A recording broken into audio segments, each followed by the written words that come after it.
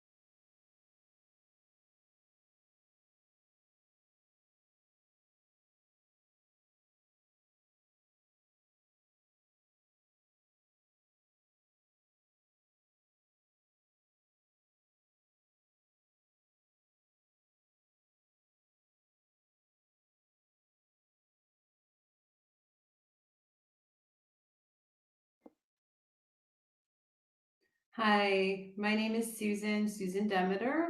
For those of you who don't know me, I am an author, I am a researcher, and I am an artist, as well as a witch, which is the focus of my recent book, Cosmic Witch.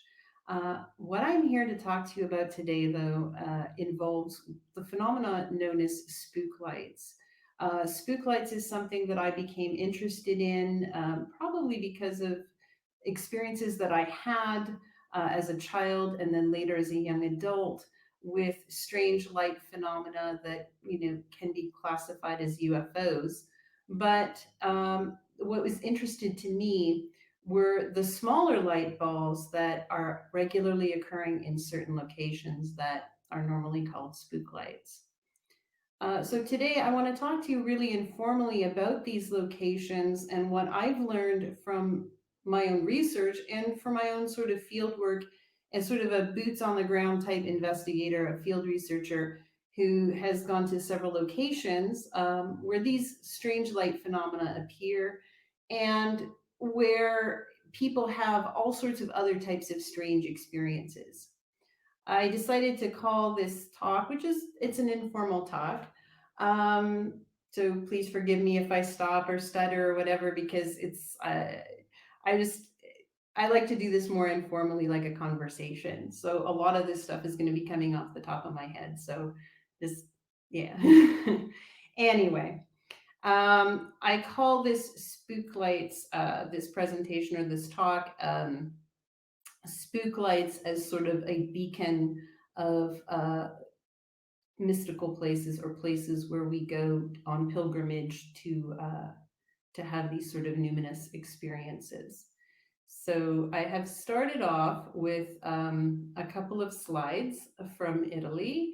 I wanted to, like a lot of people know sort of the what I would call the more famous spook lights, like the Min Min lights, the Joplin Hornet lights, the Podling Watersmeet spook lights. So these are strange light phenomena that are occurring in various places in the United States. And in Canada and actually around the world. But today I want to talk a little bit more about ones that perhaps the people that are listening today would have less information on or may not be aware of. So I'm going to start off today with a location in Italy called Mont Sibillini. And it really sort of, to me, is one of the places that sort of solidifies the idea for me that these sort of lights are a beacon to draw people towards these places where they have these numinous sort of experiences or experiences with the paranormal or the sacred. Mont Sibillini is in central Italy. And there has been people sort of making pilgrimage or going there or living there for millennia, like very, very long time. Um, and they would see and they would be inspired to go there because of strange lights and other type phenomena, including um, divination and things like that were going on there with a sibyl. Like these would be women that would go into the caves and they would go and give prophecy after coming out of the caves from this specific mountain range in central Italy. Um, Over the years, all sorts of myths developed about this place. It's very special, and people from as early pagan times all throughout Christianity have made pilgrimage there. They have traveled from Europe to go to the place, not just for the divination and the oracle that was there, but as well for just because, for one, it's stunningly gorgeous and beautiful, but because of other mystical experiences. And in modern times, there have been UFOs, not just the balls of light, but people go there and they experience like structured seeming spaceships in the area as well. So there's this rich history of this place that has inspired artists, painters, the composer Wagner, who wrote an opera around it, going to this place to commune with all sorts of mystical beings, speaking to priestesses and oracles. And over centuries, people from Europe made pilgrimage to this one location. It is a place that I haven't personally investigated, although I now live in Italy. And primarily it's because a few years ago, there were some major earthquakes here, and the cave system and that whole area within the mountains sort of have collapsed. They were destroyed along with, the loss of life and buildings and that from the villages in the area. That whole area has sort of been uh, off limits really for any kind of serious type of investigative work or going to visit. However, the light phenomena persists. It persists in Mont Sibillini and in the Adriatic Sea, which is very close by. There has been numerous sort of sightings over the years of strange things, including a UFO wave, so many, many types of UFOs. And people are drawn there. So people have been going there to experience the mystical, to be inspired with their art and their spirituality for millennia, many, many, many years. And this is also true of other places as well in Italy. Pietra di Bismontova is another beautiful mountain range here in North Italy where my husband, Massimo Tirani, who is an astrophysicist and very, he calls himself Dr. Jekyll and Mr. Hyde because he has his sciencey side, but he also has this side of him that is really, really inspired by these mysteries. He's investigated there. There have been spook lights reported there for more, again, millennia. It inspired religion for the early Villanovan people who were pagans who lived here, thousands of years ago. Then those people probably eventually became what is known as the Etruscans. Etruscans as well would go there on sort of pilgrimage, and they would see these lights. And they would feel inspired, and they would think that this is a sort of a divination with their gods and goddesses. So these places are very special. And again, with Pietra di Bismontova, there is an old abandoned house on the one side, which is like at the observation point where you would go to see these sort of mystery lights. That is a haunted house. It's considered the satanic house. There's all sorts of myths and things that are surrounding the lights in the area there, and people have all sorts of strange and weird experiences just in that location. So much like Mont Sibillini, it's another place, again, that has inspired early people from pagan times onward, the indigenous people of Europe, I guess, going back even to the Neolithic time, to go to these places. Because they're mountaintops, there is some talk that amongst, I guess, anthropologists saying that, well, maybe it was the lightning, or when they talked about light phenomena, it was lightning that was drawing them there, and they figured that the lightning was a communication tool between themselves and the gods. But because I'm a paranormalist and I notice that there are still spook light things that are going on there that really don't seem to have any correlation to thunderstorms or lightning, that maybe there's a little bit more there, and that these people were drawn there just as we modern pilgrims are, to go and view this sort of strange light phenomena and other things that go on in these places. Recently, another one in the Apuan Alps here is called Lago Santo, which I've included as well some pictures of. I had the opportunity in June, in between sort of the lockdowns during COVID here that we've had. My husband and I decided to go and pay a visit to this one location of Spook Lights because it's rather remote, and we figured, staying away from people would probably be a good idea at that time. So we did manage to go away. This was our little vacation this year, up to the Spook Light location there. Now, it is another place, again, steeped in sort of uh, like it was a place that was drawn like the early Celtic people here. So it's steeped again in a lot of lore and mysticism going back to the pagan times. In more recent times, there was myths around it, that the lights, there would be these strange lights that would be seen in the forests and in the water, and it would sort of, they were almost like a siren, like they would be seen, and people would be going to this through this lake and through the woods, and then they would fall into the lake and drown or something like that. There was some sort of strange,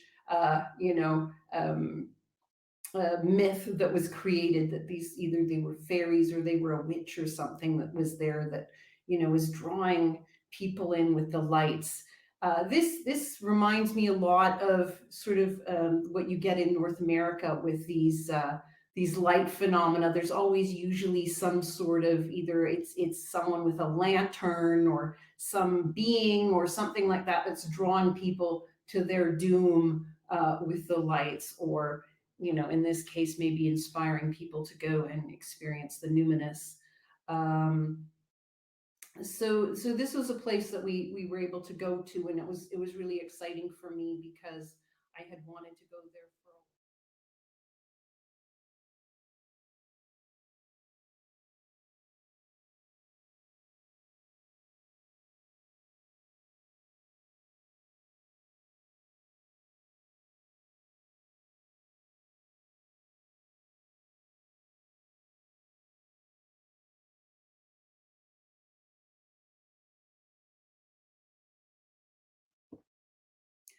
So while at Lago Santo, I was able to view some of what would be considered the light phenomena. It was very strange.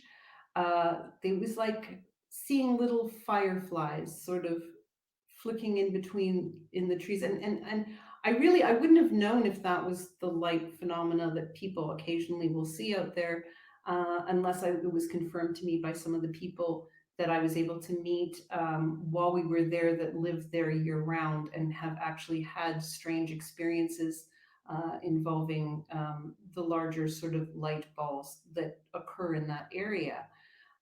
One of the things as well that I noticed while I was there is that there is a pilgrimage route for Christians that are there, and along the mountains you can see that people have brought crosses, some of them very large, that they have taken and that they have put up in the mountains. So I've noted that that was interesting as well. That not only was this sort of a pilgrimage or sacred site for early pagans, but it is a still to this day a pilgrimage route for Christians, as well as it has this sort of strange paranormal mysteries that are surrounding it. One of the things that happened to us while we were up there, which is common with these strange sites, is that my flashlight all of a sudden stopped working. And then, literally, at one point, it fell apart in my hands. And after that, it sort of, like, I couldn't use it anymore. The camera, the batteries in the camera at the same time sort of failed. So like all of our sort of equipment that we brought there to sort of do this little investigation just seemed not to be working. And then yet when we got back to sort of the Alpine Refuge where we were staying and checked there, the flashlight, everything was working again. Like literally, the battery started working again on the camera, everything started working again. So I found that interesting, and sort of like a little bit of an acknowledgement that, yeah, there's something strange and weird going on at Lago Santo, and I hope that we can go back. And as I said, I've included some pictures of these places, Monsibellini. I included a slide of Pietra di Bismantova and pictures of Lago Santo and Lago Bacio. Lago Santo and Lago Bacio are very small alpine lakes. They're very close to each other. And the phenomena, including large sort of UFO spaceship type things that people see, crafts or whatever you want to call them, apparitions, things like that, they tend to be seen between these two lakes. And it's a beautiful area, and I felt so sort of privileged that I was able to go up there, and because there's still a lot of the old sort of pagan artifacts and things that are carvings into the rock and that of ancient peoples, which is just sort of, it's just magical. It made the whole place really, really magical. So I hope to be able to go up there and maybe do some ritual eventually, when we can all travel and move around again. So that's more my recent work with Spook Lights, and just sort of give you a taste of what it's like here in Italy, where we also have these sort of strange spook light locations where all sorts of weird things go on, electromagnetic anomalies. Again, people see apparitions, people have all sorts of weird and mystical experiences, and paranormal investigators go out to there. They go out to these locations, but they also have that rich history going far back that's fairly well recorded in this country anyway, of early Christians and early pagans who made pilgrimage and went to these places specifically to have mystical experiences. And maybe they labeled sort of the phenomena in a different way. They thought that they were communicating with gods or goddesses, or what they felt they were doing, or different spirits. But it seems to be, to me, the same sort of phenomena, or the same thing is drawing us like a beacon to these places. So I want to talk now a little bit more about, I guess, what got me interested in Spook Lights in the first place. And that is a location in Ontario, known as Scugog Island. And it's not actually really an island. I don't know why they call it that. It's a peninsula. And but it's in Ontario. And so in my book Cosmic Witch, and on my website, I talk a little bit about my first sort of UFO experience that I had when I was 23. And so that's the type of thing, like when you have a UFO experience, and the type I had was like, it was close range. I was with another person. It was so shocking, and I couldn't deny it, that it really just, it changes and colors your whole worldview, and you can't sort of forget. You can't forget these experiences. So when I was a little older and I was able to get online in the early days of the internet, I think the first thing that I actually put into a into a search engine was UFO. That was the first thing I ever typed into a search engine, and it came up with a site that was Obi-Wan's paranormal and UFO free uh, website. It was something like that. And I thought it was kind of funny. And I thought, okay, this person doesn't want anything to do with UFOs. But it was a great resource for all sorts of other, like, sort of paranormal things and ghost stuff and that. And of course, I looked up, where I was living at the time, Ontario, and I came up with this entry for a place called Ghost Road. And I had read about it, and it intrigued me. I found out that there was supposedly this guy. There's a couple different stories, but the main story is that there was a young man. He was distraught, and he was riding his motorcycle late at night, and he got into an accident at this corner of this road on this rather remote sort of peninsula, Scugog Island, and he died. He either was decapitated or he died, and apparently, as legend goes, the ghost rider still haunts the road. So you'll see, if you go to the road at any point at night, you can go out and you'll see him make that sort of lonely ride again, and you'll see his headlight. This is the ghost light. So this really intrigued me.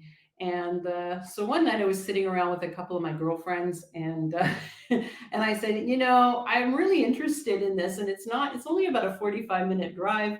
Maybe we should go check this out and see this Ghost Rider for ourselves. So it was April, and in Canada, where it can snow year round. Well, not really, but it can snow. It was sort of a snowy April evening, and we thought, okay, we're gonna go check this out for something to do, for shits and giggles, for fun. We're gonna go check this out. So we drove out there, and it's a long stretch of road, and it is surrounded by trees on either side. On the far end, there is the back lot of a farm, of a horse farm, but the house itself, you can't even really see it.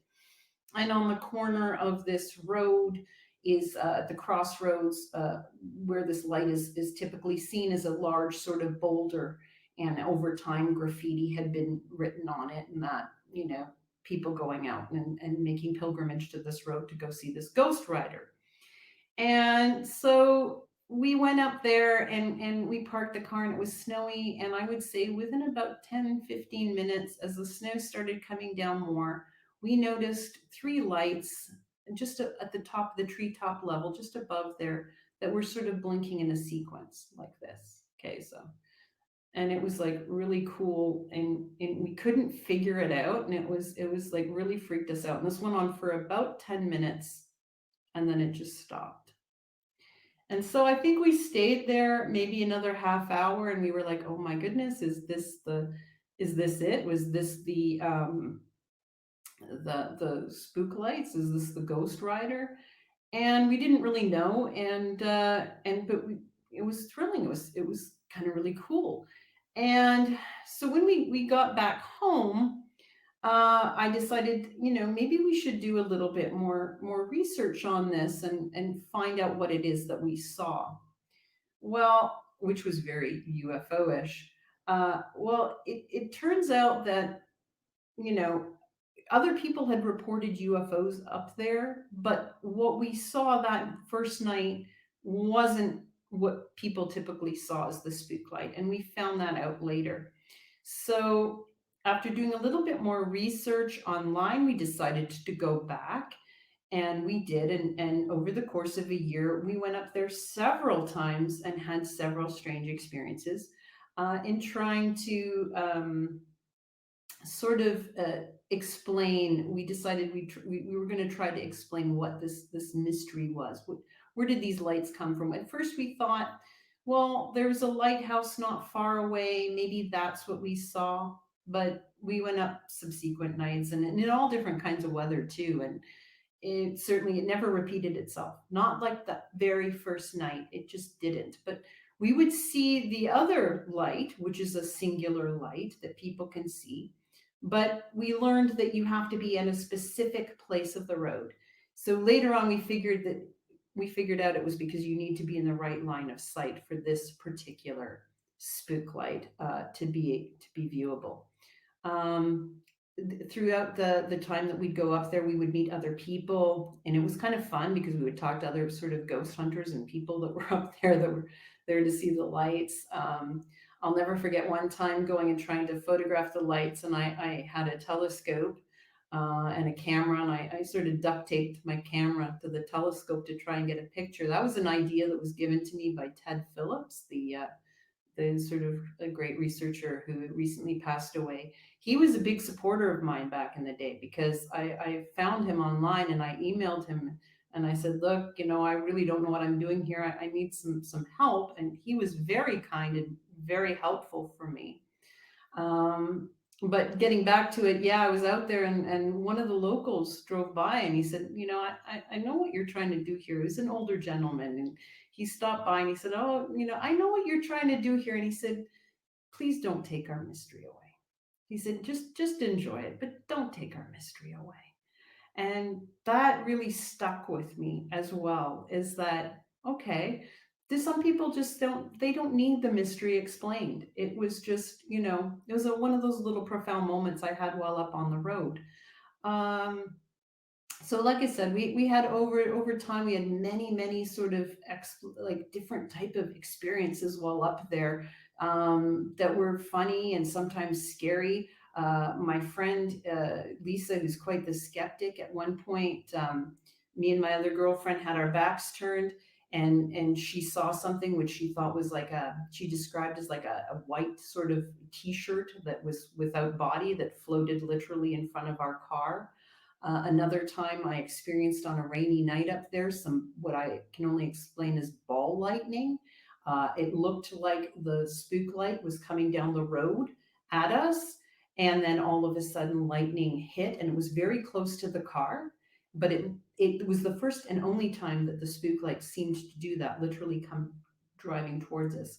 While we were there, also there were many hoaxes. There was remember one time laughing. It was a warm summer night, and there was a kid that came down, and he had a flashlight, and he had a long sort of a white sheet, looking like a ghost, driving his bicycle down the road. Sort of, I guess, just poking fun at the whole situation. So. I guess over the course of that time, we learned that not only were there seemingly real strange phenomena that was going up there, but there were hoaxes too. And as well, when we finally, and I have to put this in context because we're going back into the 1990s.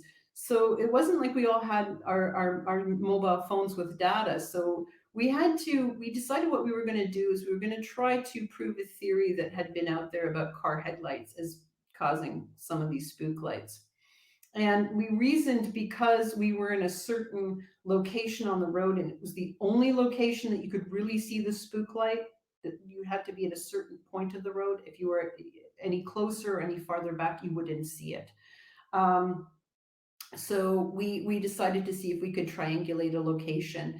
We eventually managed to do that, and we were able to prove that the majority of lights that people were seeing out there, the singular light, was indeed a car headlight. But we were only able to do that with walkie-talkies and timing it very well. And it was sort of it was a moment that was sort of like, yay, we've solved part of this mystery. But it was also, it kind of let us down too. And after that, sort of, we didn't really go back up there. But there was, like, I would have to say that out of all of the sort of experiences that were out there, that particular experience wasn't really something that was the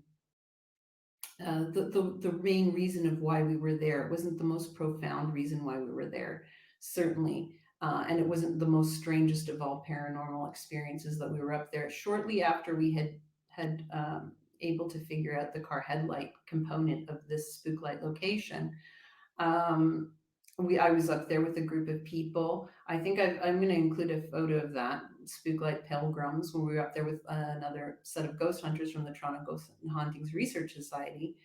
And one of the guys up there who was skeptical, I was talking to him and I was explaining to him about the car headlights, and he was looking at me, and then all of a sudden he was facing the far end of the road, away from where you would see the spook light or the ghost light, and just the color from his face drained, and you could tell that he was seeing something strange. I whipped around, and just out of the corner of my eye saw the flash of a red light, and he said, "I saw a ball of red light."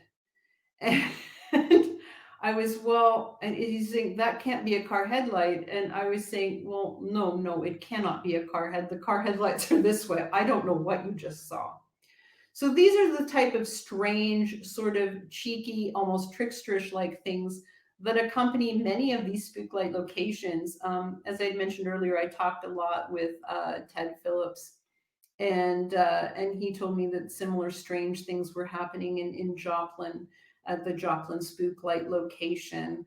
And I talked to other spook light researchers, including Dr. Charles Lietzau, who was investigating at the same time the Podling, Michigan lights.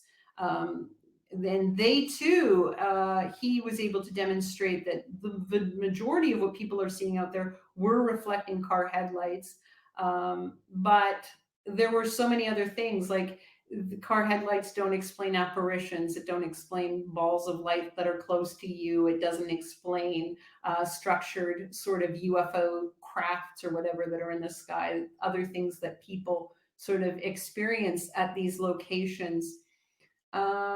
So they all, to me, I guess at the end of the day, after I had finished with the Ghost Road location, I guess is the conclusions that I came up for myself is that what you have is, when you go out to these places, it's usually with that sort of, that expectation of, I'm gonna see something strange, uh, and you may or you may not, but all of these things, there's like it's usually, there's a mixed bag of things that are going on. So you can have hoaxes, you can have the mundane, sort of prosaic explanations for things, and then you can have utterly weird stuff that happens. And I guess when I first started, and we're going back, more than 20 years now, my thoughts on this was, I kind of wanted to solve a mystery. That was sort of the thing that us, three young women at the time wanted to do. We wanted to find out what the lights were, and if they were mysterious, what kind of lights are they, and and all this kind of thing. And since then, I've really changed in how I approach these things.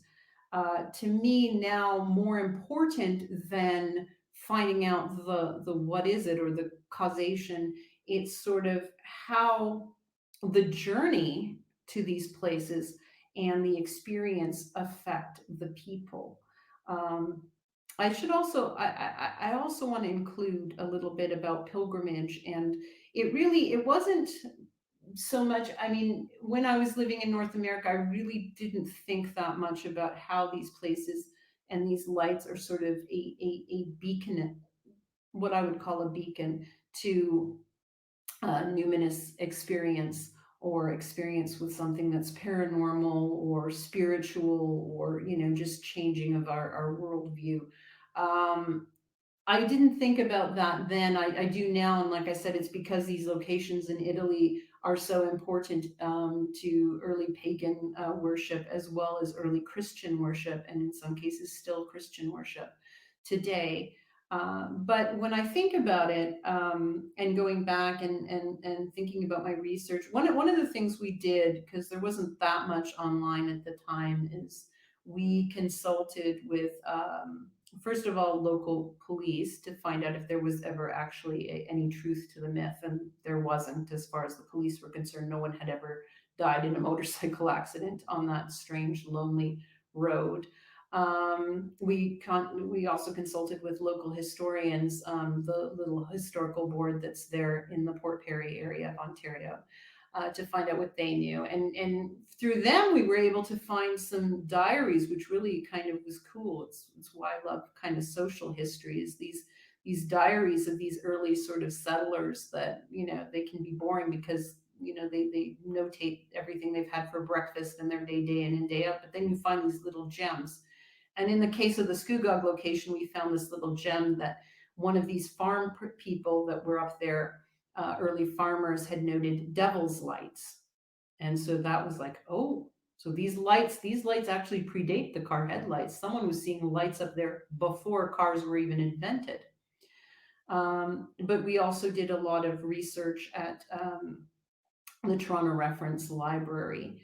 And I'm just going to quickly interject, and this is why it's so important to support like Anomaly's archives, because we need these places that we can go and find information that isn't readily online or isn't easy to find, that we can physically look at when we're looking at our sort of research. So it's very important to support. So we learned as well that the area of Scugog was a sort of a trade route and almost a pilgrimage route for the Mississaugas of the First Nations, which inhabited the area and still have a reservation on the very far end of where this road was. I did try to speak to them at that time about lights, but they didn't seem to really want to talk to us, which was fine. I understand that. They do have a casino in that, and I guess maybe they didn't want sort of any bad publicity surrounding as well the location. These people hanging out, ghost hunters hanging out. But there was, on that road there, it was part of a sort of a pilgrimage or trade route, as well, to various spots along Lake Ontario. For early Indigenous people, it was important. So that was there as well, and it just happened to be right along this area where these spook lights are seen. So there's that connection there, that it was part of an area where people were making long sort of walks and travels in the area for a very, very long time. So basically, again, it's part of a journey, and I think that to me, with all of these places, whether people are journeying even to like Hessdalen, like my husband Massimo, has done quite a bit of research in Hessdalen, and just sort of going to these places, not just as scientific pilgrimage, I guess, but as a means to go and perhaps be in a place of the numinous and to experience these things firsthand.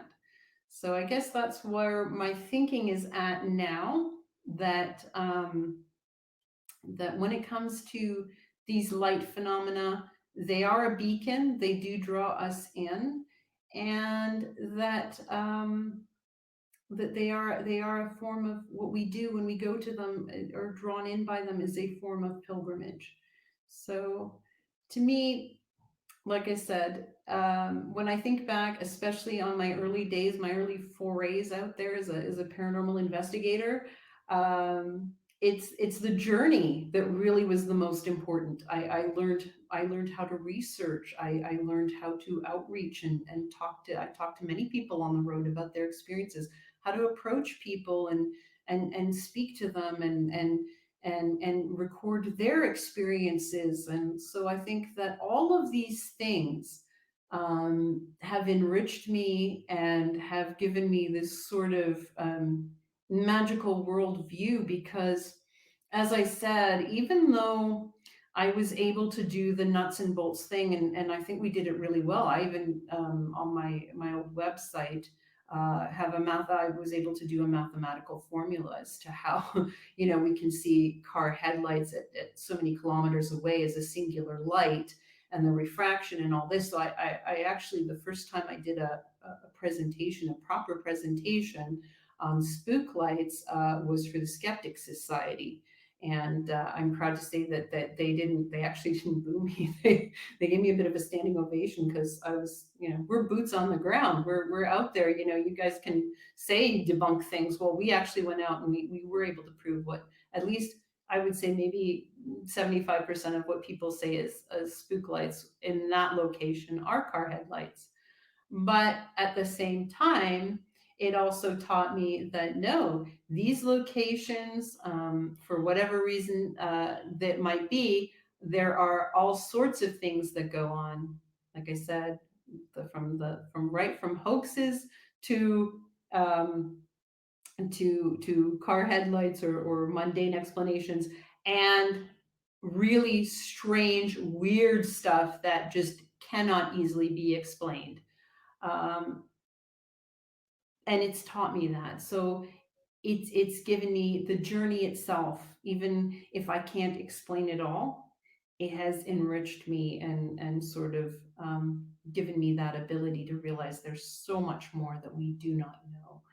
I hope you've enjoyed this. This is really just me talking to you guys like I would, friends. As I didn't want to do something too formal, because I wanted to do something more friendly and you know uh, and support, because I really want the Anomalies Archive to succeed. And I just wanted to make sure that I was able to put something together that you guys would enjoy and maybe get something out of, and feel a little bit of my enthusiasm for the anomalies of the world. So thank you so much. And again, there's some slides I've included of actual spook lights. Some of them are car headlights. Some of them are not. Some of them are mysteries. Some of them are mystery lights, and some of the locations that I've talked to you about. So I've labeled the images so that you can sort of get something, so you can understand what I'm talking about more with that visual. And thank you so much again, and support Anomaly Archives. Please, we need places like this for our research. Ciao, ciao.